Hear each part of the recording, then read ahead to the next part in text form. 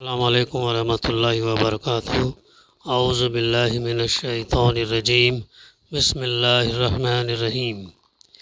وَإِذْ قَالَ عِيسَى ابْنُ مَرْيَمَ يَا بَنِي إِسْرَائِيلَ إِنِّي رَسُولُ اللَّهِ إِلَيْكُمْ مُصَدِّقًا لِمَا بَيْنَ يَدَيَّ مِنَ التَّوْرَاةِ وَمُبَشِّرًا بِرَسُولٍ يَأْتِي مِن بَعْدِهِ اسْمُهُ أَحْمَدُ فلما جاءهم بالبينات قالوا هذا سحر مبين۔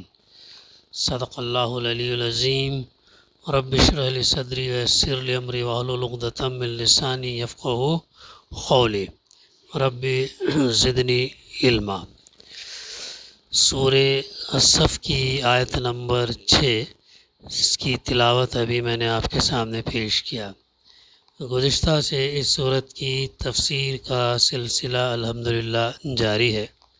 بڑی اہم آیت ہے۔ یہ آیت کے اندر پیشنگوئی کی گئی اللہ کے رسول صلی اللہ علیہ وسلم کے بارے میں کہ آپ آنے والے ہیں اور آپ کا نام ہوگا احمد۔ تو اللہ تعالیٰ جو فرما رہا ہے کہ بنی عیسیٰ ابن مریم کی وہ بات یاد کرو، عیسیٰ ابن مریم کی وہ بات جو اس نے کہی تھی۔ کس سے کہی تھی؟ کہ اے بنی اسرائیل، میں تمہاری طرف اللہ کا بھیجا ہوا رسول ہوں۔ یہ پہلی بات ہے جو انبیاء اپنے اپنی قوم، اپنے اپنے زمانے، اپنے اپنے علاقوں میں جو ہے کہا کرتے تھے۔ جب بھی جاتے وہ کہتے کہ میں اللہ کا بھیجا ہوا پیغمبر اور رسول ہوں۔ ہاں، دوسری بات کیا کہتے تھے وہ؟ دوسری بات بلکہ اس سے پہلے ایک اللہ کی بندگی کرو، اللہ کی عبادت کرو۔ پھر تیسری بات جو کہتے تھے کہ یہ ہم کو یہاں پھر ہمیشہ رہنا نہیں ہے، بلکہ مر کر ہم کو دوبارہ اٹھایا جائیں گا اور جب ہمیں جواب دہی کرنی ہے۔ تو یہ بات انبیاء رسول جو اپنی اپنی قوموں سے کہتے تھے۔ پہلی بات، ایک اللہ کی بندگی کرو، ایک اللہ کی عبادت کرو، اس کے علاوہ کسی اور کو شریک نہ ٹھہراؤ۔ یہ پہلی بات ہوا کرتی تھی ان کی۔ پھر دوسری بات یہ، اور تیسری بات جو ہے آخرت کے تعلق سے کہتے تھے۔ تو اس کے بعد پھر انہوں نے کہا تصدیق کرنے والا ہوں، تصدیق کرنے والا ہوں اس تورات کی جو مجھ سے پہلے آئی ہوئی موجود ہے۔ تو آپ سے پہلے تورات آئی تھی، موسیٰ علیہ السلام پر اللہ تعالیٰ نے تورات اتاری تھی، عیسیٰ علیہ السلام پر انجیل اتاری۔ تو تصدیق کرنے والا اور ساتھ ساتھ بشارت دینے والا ہوں، خوشخبری دینے والا ہوں۔ کیا خوشخبری دینے والے ہیں؟ خوشخبری یہ دینے والے ہیں کہ ایک رسول جو میرے بعد آئے گا، جس کا نام جو ہے احمد ہوگا، جس کا نام احمد ہوگا۔ تو یہ یہاں تک کی تفسیر کا سلسلہ اور اس سے پہلے ہمارے مطالعے میں آ چکا ہے۔ اب یہ اس کی تفسیر تھوڑی طویل ہے، لمبی ہے، مولانا نے لیے بیان کی ہیں، لیکن اہم ہے۔ تو اس میں چند پوائنٹس ہیں، چند نکات ہیں، ان نکات کو جو ہے نا ہم تھوڑا سمجھتے چلیں۔ یعنی اللہ کے رسول صلی اللہ علیہ وسلم کے بارے میں پہلے کی کتابوں میں بھی تذکرہ تھا، تورات میں بھی تذکرہ تھا کہ ایک رسول آنے والے ہیں، ہاں، پھر انجیل کے اندر بھی، پھر اس سے پہلے جو صحیفے اس کے اندر بھی، اور ایون جو ان کی کتابوں کے اندر غیر مسلمین کے جو کتابیں ہیں ریفرنس ذکر، تو ان کی کتابوں کے اندر بھی ایک پیغمبر، ایک نبی، ایک میسنجر آنے والے ہیں کر کے تذکرہ تھا۔ اور یاد ہے نا وہ بات جو ابراہیم علیہ السلام نے دعا کی تھی اللہ تعالیٰ سے جب خانہ کعبہ کی دیوار تعمیر کر رہے تھے کہ اے اللہ، یہ میری قوم میں سے ایک ایسے نبی کو اٹھا جو تیری جو ہے ان کو تیری کتاب کی تعلیم دے، اس تربیت کرے، اور حکمت کی باتیں انہیں بتائے۔ تو یہ ابراہیم علیہ السلام کی دعا کتنے سال بعد پوری ہوئی؟ 4000 سال کے بعد ہم دیکھتے ہیں 4000 سال کے بعد اللہ کے رسول صلی اللہ علیہ وسلم اس دنیا کے اندر آئے۔ تو اب یہ جو پیشنگیاں جو یہ ہو رہی، فورکاسٹ جو ہو رہا ہے، یہ جو بتایا جا رہا ہے، تو یہ اس تعلق سے پرانی کتابوں کے اندر، صحیفوں کے اندر بھی اللہ کے رسول صلی اللہ علیہ وسلم کا تذکرہ موجود، اور تورات میں ان کا نام جو ہے احمد کے نام سے جو ہے یہ تھا۔ تو اب چونکہ جیسا ہمارے سامنے بات آئی کہ اب اس کی ذرا تفسیر بڑی اہم ہے، اور یہ آیت بھی بڑی اہم ہے، جس پر مخالفین اسلام کی طرف سے، یعنی جو اسلام کے دشمن ہیں، ان کی طرف سے بڑی لیدے بھی کی گئی، اور بدترین خیانت مجرمانہ سے بھی کام لیا گیا، کیونکہ اس میں یہ بتایا گیا کہ حضرت عیسیٰ علیہ السلام نے رسول اللہ صلی اللہ علیہ وسلم کا صاف صاف نام لے کر آپ صلی اللہ علیہ وسلم کی آمد کا، آپ کے آنے کی خوشخبری دی تھی۔ یہ ہے تورات کے اندر بھی، تورات یہودی جو فالو کرتے ہیں، اور انجیل بائبل جو کون فالو کرتے ہیں؟ کرسچنز فالو کرتے ہیں۔ تو ان کتابوں کے اندر، زبور داؤد علیہ السلام کے، تو اس کتابوں کے اندر بھی اللہ کے رسول صلی اللہ علیہ وسلم کے آنے کا تذکرہ ہے، بلکہ خوشخبری بتائی گئی، اور ان کے آنے کے بعد میں تم کو قبول کرنا ہے، ان پر ایمان لانا ہے، ان کی اطاعت کرنا ہے، اللہ کے ساتھ ساتھ ان کی اطاعت کرنا ہے۔ تو یہ ان کے اس کے اندر ریفرنس ہونے کے باوجود، تذکرہ ہونے کے باوجود بھی جو ہے انہوں نے کیا کیا؟ انکار کیا۔ تو اس لیے مفسر لکھتے ہیں کہ ضروری ہے کہ اس پر تفصیل کے ساتھ تھوڑی سی گفتگو کی جائے۔ تو چند پوائنٹس میں انشاءاللہ پیش کرتا ہوں۔ اس میں نبی کریم صلی اللہ علیہ وسلم کا اسم گرامی احمد بتایا گیا۔ آپ کا نام کیا بتایا گیا؟ احمد بتایا گیا۔ اس کے دو معنی ہیں، ایک وہ شخص جو اللہ کی سب سے زیادہ تعریف کرنے والا، اس کا ایک میننگ کیا ہے؟ احمد جس کا نام ہے وہ اللہ کی سب سے زیادہ تعریف کرنے والا، سب سے زیادہ تعریف جو اللہ ڈیزرو کرتا ہے، اللہ مستحق ہے اس کا۔ دوسرے معنی اس کے یہ ہیں کہ وہ شخص جس کی سب سے زیادہ تعریف کی گئی ہو، یا جو بندوں میں سب سے زیادہ قابل تعریف ہو، یعنی اللہ کے رسول صلی اللہ علیہ وسلم ان کی طرف ہو، یعنی وہ اس تعریف کے قابل ہیں، اللہ کے رسول صلی اللہ علیہ وسلم تعریف کے قابل ہیں۔ ہماری جو محبت سب سے پہلے اللہ سے، اور پھر اللہ کے رسول صلی اللہ علیہ وسلم سے، اور اس کے بعد ہمارے ماں باپ، پھر دوسرے لوگ آتے ہیں۔ تو یہ ہمیں سلسلہ بتایا گیا کہ جو بندوں میں سب سے زیادہ قابل تعریف، احادیث صحیحہ سے ثابت ہے، یہ بھی اللہ کے رسول صلی اللہ علیہ وسلم کا ایک نام تھا۔ محمد کے ساتھ آپ صلی اللہ علیہ وسلم کا احمد بھی جو ہے ایک نام تھا۔ مسلم اور ابو داؤد میں اس کا ہمیں ریفرنس ملتا ہے۔ حضرت ابو موسیٰ اشعری رضی اللہ کی روایت ہے کہ اللہ کے رسول صلی اللہ علیہ وسلم نے فرمایا، میں محمد ہوں، اور میں احمد ہوں، اور میں حاشر ہوں۔ اسی مضمون کی روایات حضرت جبیر بن مطعم رضی اللہ سے امام مالک، بخاری، مسلم میں جو ہے اس کی نقل ہمیں ملتی ہے۔ اللہ کے رسول صلی اللہ علیہ وسلم کا یہ اسم گرامی صحابہ رضی اللہ میں معروف تھا، چنانچہ حضرت حسان رضی اللہ بن ثابت کا شعر ہے، اللہ نے اور اس کے عرش کے گرد جمگھٹا لگائے ہوئے فرشتوں نے، اور سب پاکیزہ ہستیوں نے بابرکت احمد پر درود بھیجا ہے۔ ہاں، اتنے کتنی فضیلت ہے۔ تو اللہ کے رسول صلی اللہ علیہ وسلم کا جب بھی ہم نام سنیں تو درود بھیجنا چاہیے، یا کم سے کم صلی اللہ علیہ وسلم بولنی چاہیے۔ تاریخ سے یہ بھی بات ثابت ہے کہ اللہ کے رسول صلی اللہ علیہ وسلم کا نام مبارک صرف محمد صلی اللہ علیہ وسلم ہی نہ تھا، بلکہ احمد بھی تھا۔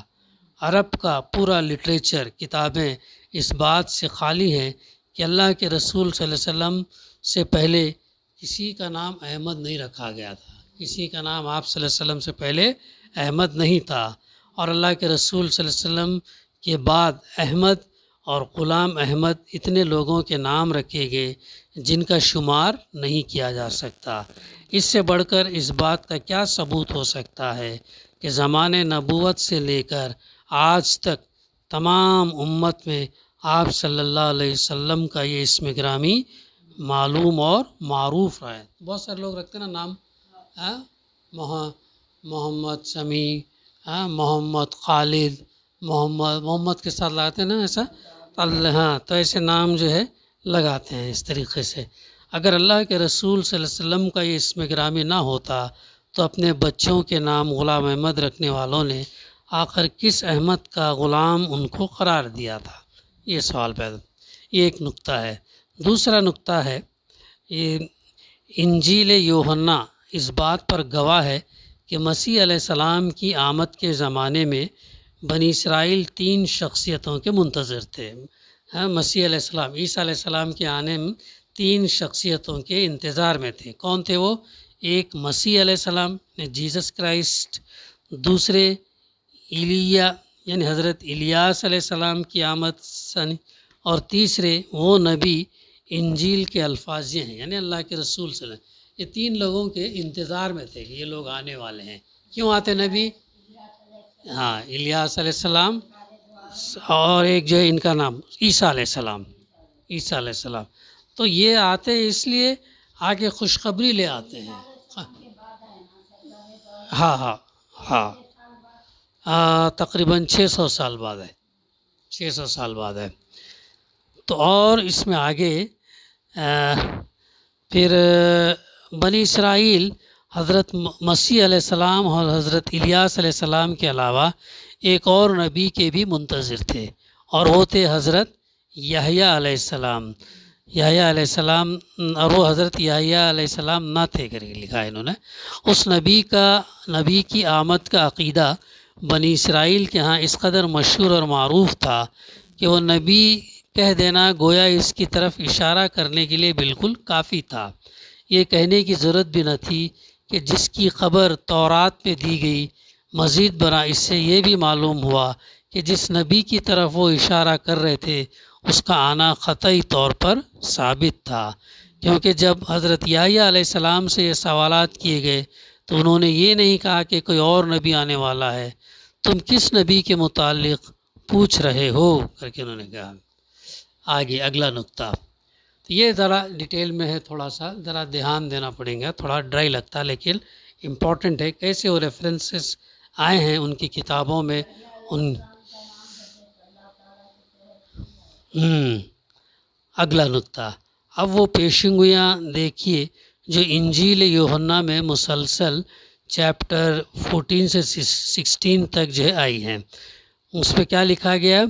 اور میں باپ سے درخواست کروں گا تو وہ تمہیں دوسرا مددگار بخشے گا کہ ابد تک تمہارے ساتھ رہے، یعنی روح حق جسے دنیا حاصل نہیں کر سکتی کیونکہ نہ اسے دیکھتی ہے اور نہ جانتی ہے، تم اسے جانتے ہو کیونکہ وہ تمہارے ساتھ رہتا ہے اور تمہارے اندر ہوگا۔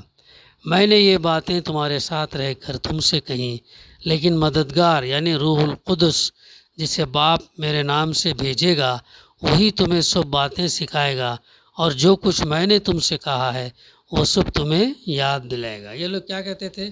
اللہ کو باپ کہتے تھے، عیسیٰ علیہ السلام کو نعوذ باللہ اللہ کا بیٹا کہتے تھے۔ ایسا کیسے ہو سکتا؟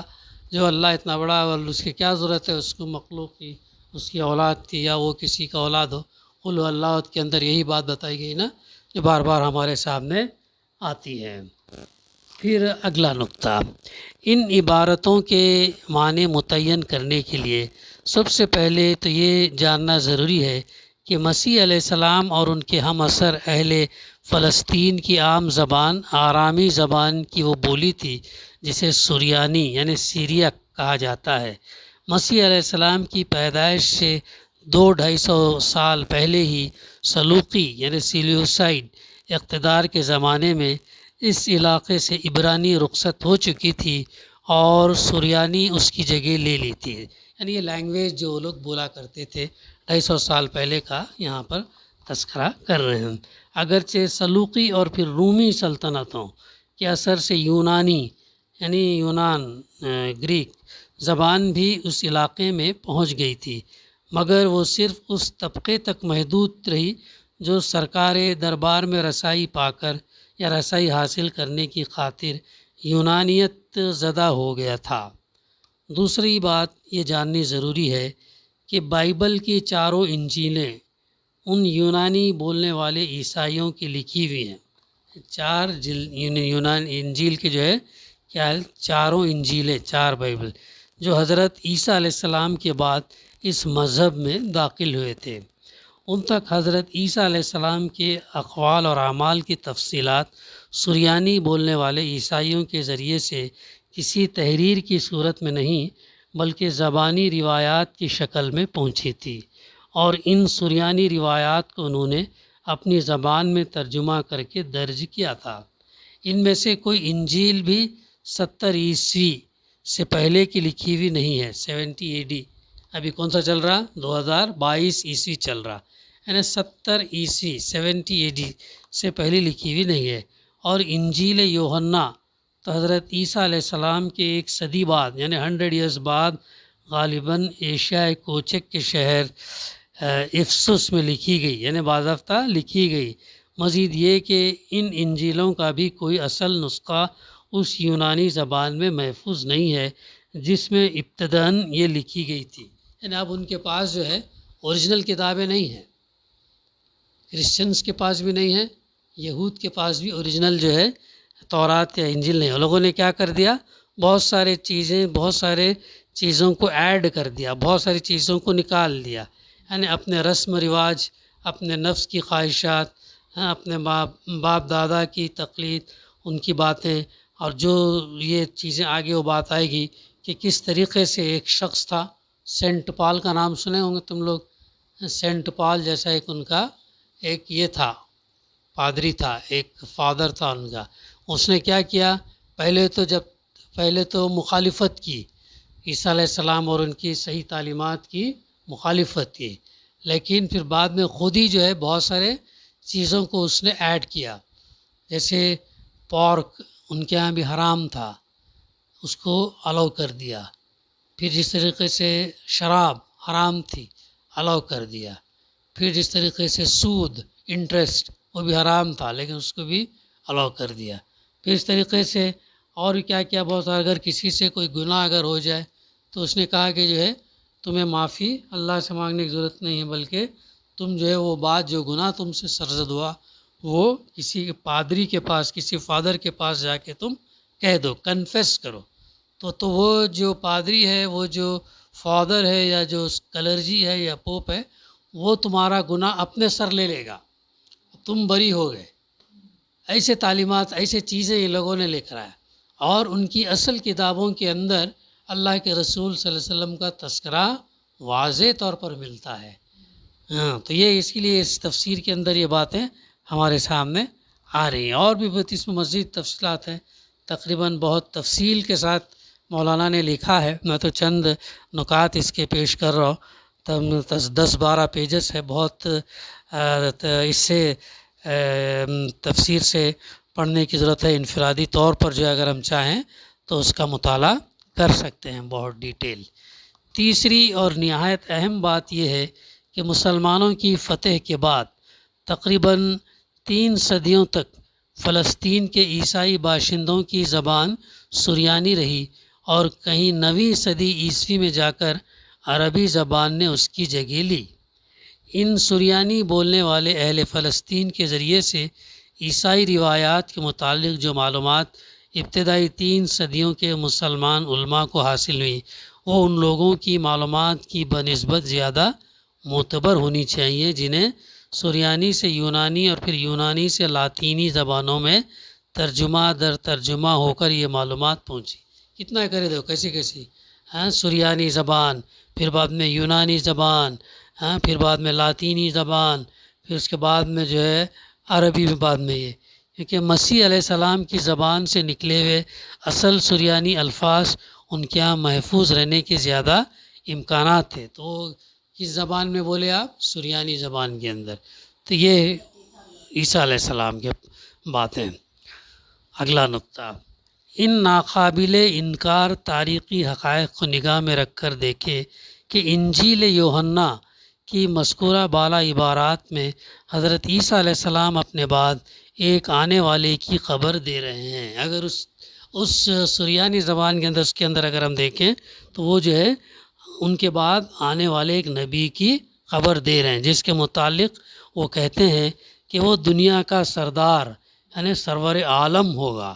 رحمت للعالمین کہا گیا نا، اللہ کے رسول صلی اللہ علیہ وسلم کو اور تمام عالم کے لیے رحمت بنا کر بھیجے گئے، ابد تک رہے گا، سچائی کی تمام راہیں دکھائے گا۔ یہ کون کہ عیسیٰ علیہ السلام کریں، اور خود ان کی یعنی حضرت عیسیٰ علیہ السلام کی گواہی دے گا۔ ہاں قرآن مجید دیتا ہے نا گواہی، عیسیٰ علیہ السلام بھی کیا تھے؟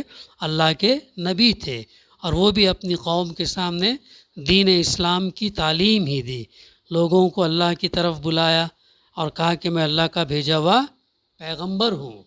ہاں، اور وہ جو ہے اپنی قوم سے شفقت سے محبت سے پیش آتے۔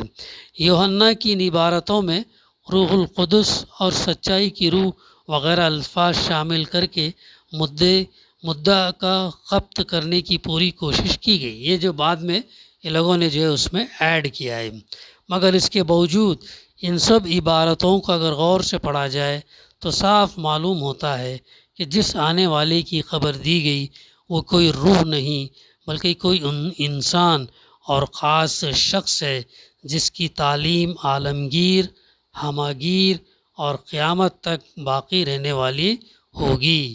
اس شخص سے خاص کے لیے اردو ترجمے میں مددگار کا لفظ استعمال کیا گیا ہے، اور یوحنا کی اصل انجیل میں یونانی زبان کا جو لفظ استعمال کیا گیا تھا اس کے بارے میں عیسائیوں کو اصرار ہے کہ وہ پیراکلیٹس، مگر اس کے معنی متعین کرنے میں خود عیسائی علماء کو سخت زحمت پیش آئی ہے۔ یہ ایک نقطہ ہے۔ پھر اس کے بعد ایک اور نقطہ، لیکن فیصلہ اس پر بھی موقوف نہیں ہے کہ یوحنا نے یونانی زبان میں دراصل کون سا لفظ لکھا تھا، کیونکہ بہرحال وہ بھی ترجمہ ہی تھا، اور حضرت عیسیٰ علیہ السلام کی زبان جیسے کہ اوپر ہم بیان کر چکے ہیں فلسطین کی سریانی تھی، اس لیے انہوں نے اپنی بشارت میں جو لفظ استعمال کیا ہوگا وہ لا محالہ کوئی سریانی لفظ ہی ہونا چاہیے۔ خوش قسمتی سے وہ اصل سریانی لفظ ہمیں ابن ہشام کی سیرت میں مل جاتا ہے، اور ساتھ ساتھ یہ بھی اس کتاب سے معلوم ہو جاتا ہے کہ اس کا ہم معنی یونانی لفظ کیا ہے۔ محمد بن اسحاق رحمۃ اللہ کے حوالے سے ابن ہشام نے یوحنا کی انجیل کے باب 15 اس کی آیت کے ریفرنس دیے ہیں 23-27، اور باب 16 آیت 1 کا پورا ترجمہ نقل کیا، اور اس میں یونانی فارقلیت کے بجائے سریانی زبان کا لفظ منہمنا استعمال کیا گیا ہے۔ پھر ابن اسحاق رحمۃ اللہ یا ابن ہشام نے اس کی تشریح یہ کی ہے کہ منہمنا کے معنی سریانی میں محمد اور یونانی میں برقلیتس ہیں۔ یہ ہے ابن ہشام جلد اول صفحہ نمبر 248۔ یعنی کتنی محنت کی گئی ہے کہ ان صحیح چیزوں کو نکالنے کے لیے اس زبان کو سمجھ کر کیا اللہ کے رسول صلی اللہ علیہ وسلم کا نام ان کتابوں کے اندر کیا لوگوں نے لیا تھا، کیا لکھا تھا، یہ ہے۔ تو یہ اس سے اور بھی یہ چیزیں ہیں۔ ہاں، اس سے بھی قدیم تر تاریخی شہادت حضرت عبداللہ بن مسعود رضی اللہ کی یہ روایت ہے کہ مہاجرین حبشہ کو جب نجاشی نے اپنے دربار میں بلایا، نجاشی گئے تھے نا حبشہ کی ہجرت حبشہ، ہاں وہ تذکرہ ہے، نے اپنے دربار میں جب بلایا تو اور حضرت جعفر بن ابی طالب رضی اللہ عنہ سے رسول اللہ صلی اللہ علیہ وسلم کی تعلیمات سنی تو اس نے کہا، اس کا ترجمہ ہے، مرحبا تم کو اور اس ہستی کو جس کے ہاں سے تم آئے ہو، میں گواہی دیتا ہوں کہ وہ اللہ کے رسول ہیں، اور وہی ہیں جن کا ذکر ہم انجیل میں پاتے ہیں۔ تو اس نے بھی تصدیق کی، نجاشی بادشاہ تم جو عیسیٰ علیہ السلام کے بارے میں، مریم علیہ السلام کے بارے میں، اور جب وہ یہ بیان کر رہے ہو کہ عیسیٰ علیہ السلام جو ہے بغیر باپ کے پیدا ہوئے اور وہ اللہ کی اولاد نہیں ہے، وہ صحیح ہے کر کے وہ تصدیق کرتا ہے، اور کہتا ہے کہ ہاں انجیل میں بھی ہم اس کا ریفرنس پاتے ہیں، اور وہی ہیں جن کی بشارت خوشخبری عیسیٰ ابن مریم نے دی تھی، اس کی خوشخبری عیسیٰ ابن مریم نے دی تھی۔ یہ قصہ احادیث میں خود حضرت جعفر رضی اللہ اور حضرت سلمہ رضی اللہ سے بھی منقول ہوا ہے۔ اس سے نہ صرف یہ ثابت ہوتا ہے کہ 7ویں صدی کے آغاز میں نجاشی کو یہ معلوم تھا، کتنی اہم بات ہے، نجاشی کو یہ معلوم تھا کہ حضرت عیسیٰ علیہ السلام ایک نبی کی پیشنگوئی کر گئے ہیں، یعنی وہ جانتا تھا کہ یہ بھی جو فورکاسٹ کر رہے آج آگے کی جو بات بتا رہے ہیں کہ وہ نبی جو آنے والے کون ہیں، احمد یعنی محمد صلی اللہ علیہ وسلم آنے والے ہیں، بلکہ یہ بھی ہاں 600 سال پہلے تھے۔ تو بلکہ یہ بھی ثابت ہوتا ہے کہ اس نبی کی ایسی صاف نشاندہی انجیل میں موجود تھی جس کی وجہ سے نجاشی کو یہ رائے قائم کرنے میں کوئی تعامل نہ ہوا کہ محمد صلی اللہ علیہ وسلم ہی وہ نبی ہیں۔ البتہ اس روایت سے یہ نہیں معلوم ہوتا کہ حضرت عیسیٰ علیہ السلام کی اس بشارت کے متعلق نجاشی کا ذریعہ معلومات یہی انجیل یوحنا تھی یا کوئی اور ذریعہ بھی اس کو جاننے کا اس وقت موجود تھا۔ بقائے انشاءاللہ آئندہ ہم اس کا سلسلہ جاری رکھیں گے۔ دعا ہے کہ اللہ سبحانہ وتعالی ہمیں کہنے سننے سے زیادہ عمل کرنے کی توفیق عطا فرمائے، سننے سمجھنے عمل کرنے کی توفیق اللہ تعالیٰ عطا کرے۔ ربنا تقبل منا انک انت السمیع العلیم وتب علینا انک انت التواب الرحیم۔ صلی اللہ تعالیٰ علی خیر خلقہ وعلی آلہ وصحبہ اجمعین۔ الحمد للہ رب العالمین۔